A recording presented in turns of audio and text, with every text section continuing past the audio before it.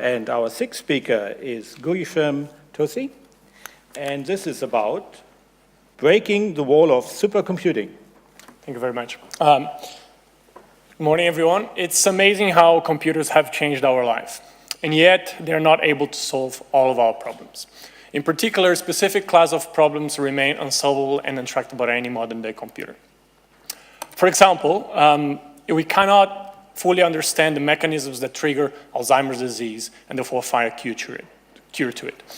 Also, we cannot find a good explanation how bacteria fixate nitrogen from the atmosphere and make it available to our body. So we cannot develop efficient fertilizers based on that process.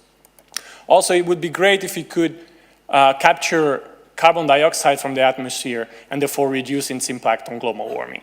Finally, we haven't yet developed a room temperature superconductor that will be so important to reduce our energy, to improve our energy efficiency, and therefore also improve the future of the microelectronics industry. The reason why all that is so difficult is because it deals with the interaction between electrons and atoms, which is governed by the laws of modern physics, modern quantum physics, and it's so hard to simulate and understand. Even if you take modern-day supercomputers that are 1,000,000 times faster than your laptop, they're still not able to solve those problems, even though most of them are cracking quantum mechanical codes. Our solution in my PhD work was based on a very simple idea. We took a piece of semiconductor wafer that is very similar to the ones inside laser pointer. We operated in a reversed order. By shining laser beams into that piece of wafer, we created an electron and photon gas that behaved quantum mechanically in a macroscopic scale. In the image you see there that can almost be seen with your bare eyes, this image describes the behavior in real life of something that would mimic an electron if we could hold that electron by a single spring in what we call a quantum pendulum. We've shown that this idea is scalable by simply increasing the number of laser beams that you impinge into that semiconductor wafer. When I moved on to Australia, I designed a large-scale quantum processor, also in semiconductor systems, that will be able to solve not only the most complicated quantum problems, but also different problems related to optimization, machine learning, and even artificial intelligence.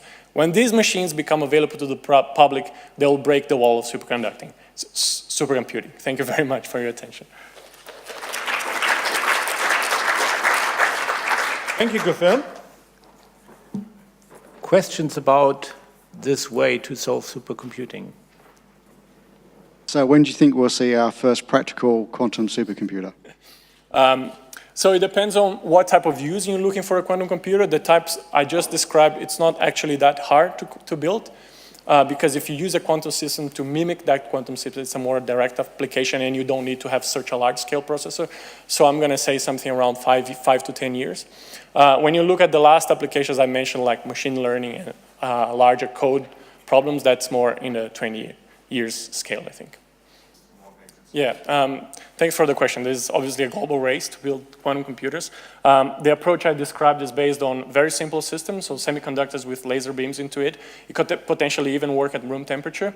So I think it's a very more straightforward and cheap way of achieving quantum computers. It's also easier to control and manipulate compared to having to use systems that cool down samples to millikelvin temperatures and so on. So I think it's going to have a huge impact, and it's going to make it much cheaper to build that quantum computer. Thank you for the questions, and thank you, Guilherme, for your presentation and the answers. Thank you.